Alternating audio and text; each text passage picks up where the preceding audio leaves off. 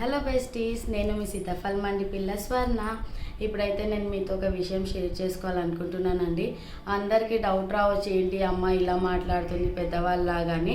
ఇది ఏజ్తో సంబంధం లేకుండా యాజ్ అడ్వకేట్గా మీతో షేర్ చేసుకోవాలనుకుంటున్నాను ఈ విషయాన్ని. మీరందరూ లైక్ చేస్తారని అనుకుంటున్నాను.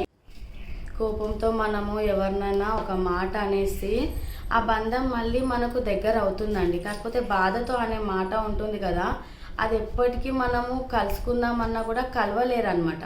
అది ఎందుకంటే కోపం మనకి అందరికీ ఫ్రిక్షన్ ఆఫ్ సెకండ్స్లో వచ్చేస్తుంది. అది మళ్ళీ దగ్గర తీసుకున్న కోపం అప్పుడప్పుడు వెళ్ళిపోతుంది. అదే మనం ఒక పర్సన్ని బాధ పెట్టామనుకోండి, అది మనసులోనే ఉండిపోతుంది.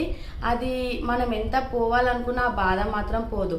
ఎందుకంటే చాలా చాలా విషయాలలో చాలామంది ఫ్యామిలీ మ్యాటర్స్లో హస్బెండ్ అండ్ వైఫ్ చిన్న చిన్న సిచ్యువేషన్స్కి డివోర్స్ వరకు వస్తూ ఉంటారు. అందుకే ఎవరినైనా ఒక మాట అనే ముందు 1కి 10 సార్లు ఆలోచించి అనాలండి. అప్పుడైతే ఎలాంటి రిలేషన్షిప్స్లోనైనా గొడవలు అవ్వకుండా హ్యాపీ లైఫ్ లీడ్ చేస్తారు. లైఫ్ లాంగ్ వాళ్ళు బతికున్నంత కాలం హ్యాపీగా ఉండడానికి ఛాన్సెస్ ఉంటాయి. Thanks for watching.